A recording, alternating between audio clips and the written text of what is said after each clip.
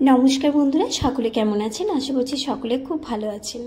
সুরভি স্নিগ্ধার নতুন একটি ভিডিওতে সবাইকে অনেক স্বাগত জানিয়ে আজকে ভিডিওটি শুরু করছি। দিনটি ছিল শনিবার, রথের ঠিক পরের দিন। আর রথের পরের দিন বলতেই আমরা বুঝি বিপত্তারিণী পুজো, কিন্তু এবছরটা আমার মাথার থেকে একদম বেরিয়ে গেছিল। তবে যেহেতু রথের পরের দিন শনিবার ছিল, তাই হাজব্যান্ডকে আগের দিনই বলে রেখেছিলাম যে কালকে কিন্তু আমরা মায়ের মন্দিরে বা বজরংবলীর মন্দিরে কোথাও একটা যাব পুজো দিতে। যেহেতু এবার অমাবস্যায় পুজো করা হয়নি, বড়র মনটাও খুঁতখুত করছিল আর আমার মনটাও খুঁতখুত করছিল। যেহেতু অম্বুবাচী ছিল, সেই কারণে পুজোটা করা হয়নি। তাই ভেবে রেখেছিলাম মেয়েকে স্কুলে নামিয়ে দিয়ে পুজোটা সেরে নেব। যেই মেয়েকে স্কুলে দিলাম, যাওয়ার পথেই দেখলাম দেবীনগর কালীবাড়িতে পুজো হচ্ছে। ব্যাস, বরকে বললাম চলো এখানেই পুজোটা দিয়ে ফেলি। ভোগ টোগ কিনে নিয়ে মন্দিরে যেই প্রবেশ করেছি, সেই গিয়ে বুঝলাম যে বিপত্তারিণী পুজো।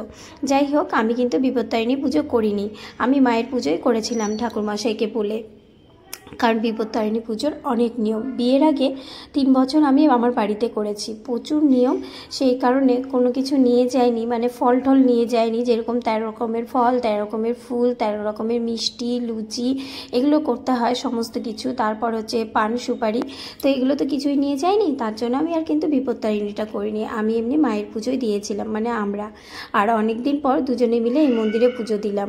একদিন আমি দিয়েছিলাম, তবুও সেদিন পুজো দিয়ে খুব ভালো লেগেছিল। তবুও মনটা একটু কেমন যেন লাগছিল যে বরকে ছাড়া পুজো দিলাম, যেহেতু আমরা সব পুজোই দুজনে একসাথে করে থাকি। আর এখানে পুজো দিতে গিয়ে এত ভালো লাগছিল, সব মানে প্রচণ্ড রৌদ্র ছিল, তবুও খুব ভালো লাগছিল। মানে পুজো দিতে গেলে যে শান্তিটা পাওয়া যায়, সেই শান্তিটা কিন্তু এই মন্দিরে আছে। যেহেতু এখানকার মা ভীষণ জাগ্রত, যারা রায়গঞ্জের তারা তো সবাই জানো যে এখানকার মা ভীষণ জাগ্রত। মায়ের যেদিন পুজো করা হয় এখানে, সেদিনই সেই রাতেই মায়ের বিসর্জন দিয়ে দিতে হয়, আর তার জন্য এই বেদিতেই পুজোটা করা হয়ে থাকে।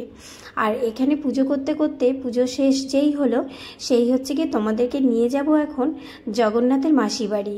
স্নিগ্ধার স্কুলে ঢুকতেই এবার হচ্ছে জগন্নাথের মাসি বাড়ি হয়েছে। এইটা হচ্ছে রায়গঞ্জ ইস্কন মন্দিরের জগন্নাথ। এই যে রথ, এই রথে করেই জগন্নাথ, সুভদ্রা, বলরাম সবাই এসেছে। আর তোমাদেরকে সবার শেষে জগন্নাথেরও দর্শন করিয়ে দিলাম।